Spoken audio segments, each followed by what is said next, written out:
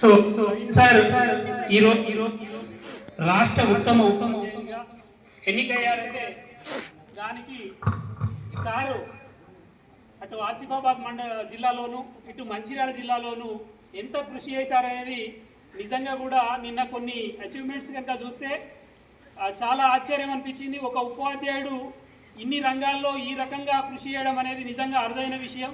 మరి అలాంటి విషయాన్ని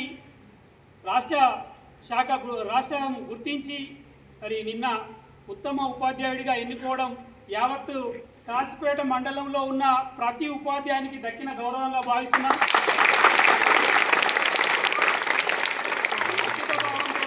అదేవిధంగా నిబద్ధతతోటి కృషి చేస్తున్నటువంటి ప్రవీణ్ సార్కు నిజంగా దక్కాల్సిన గౌరవం పూర్తి స్థాయిలో దక్కింది. అదేవిధంగా మరి వచ్చే సంవత్సరం జాతీయ స్థాయిలో కూడా సార్ అవార్డు అందుకోవాలని చెప్పేసి